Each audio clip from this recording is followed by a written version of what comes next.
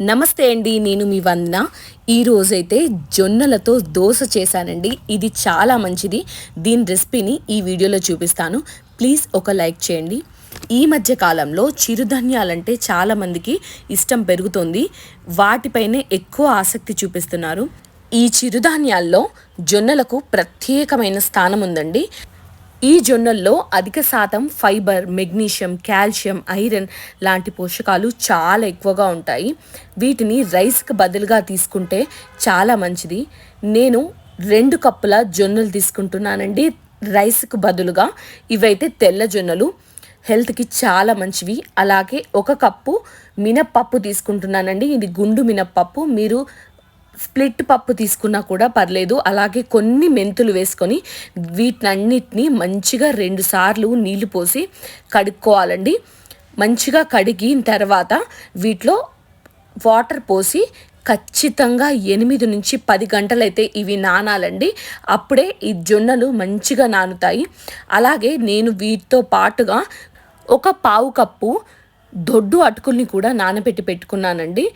Crispiness చాలా బాగా వస్తుంది దొడ్డు అటుకులు మనం వేసుకోవడం వల్ల. ఇవన్నిటిని 8 గంటల నుంచి 10 గంటలు నానబెట్టి పెట్టుకున్న తర్వాత నేను గ్రైండ్ చేసుకున్నానండి. మళ్ళీ రాత్రంతా వీటిని పులవడానికని చెప్పి బయట పెట్టుకున్నాను.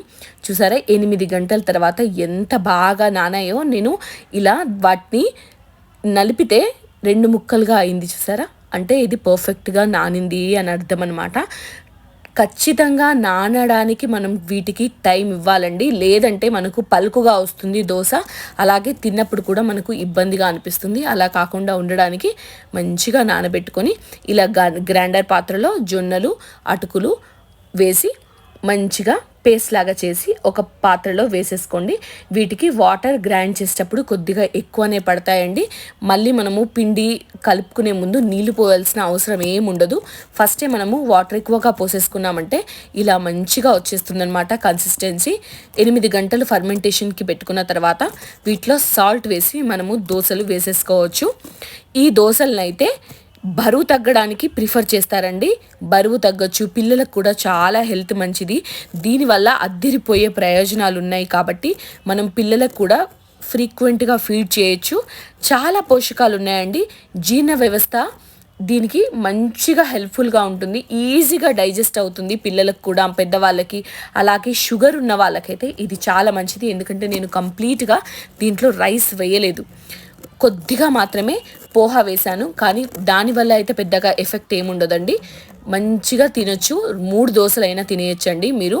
ఈజీగా ఉంటుంది, టేస్టీగా ఉంటుంది. అలాగే హెల్త్కి కూడా చాలా మంచిది. కాన్స్టిపేషన్ అంటే మలబద్ధక సమస్య ఎవరికైనా ఉన్నా కూడా వాళ్ళకు కూడా ఇది ఈజీగా డైజెస్ట్ అవుతుంది కాబట్టి కాన్స్టిపేషన్ ప్రాబ్లం ఏం రాదండి. అలాగే జొన్నల్లో కాల్షియం, మెగ్నీషియం లెవెల్స్ ఎక్కువగా ఉంటాయి కాబట్టి ఎముకలు గట్టిపడడానికి చాలా యూజ్ అవుతాయండి. ఇది ఎక్కువగా కోవిడ్ టైంలో చాలామంది చేసుకుంటున్నారు. బిఫోర్ అయితే ఓల్డ్ టైంలో చాలామంది తినేవాళ్ళు. తర్వాత చాలా రోజులు తగ్గిపోయినా కూడా కోవిడ్ నుంచి చాలామందికి అవేర్నెస్ పెరిగి అప్పటి నుంచి చాలా ఇష్టపడుతున్నారు తినడానికి.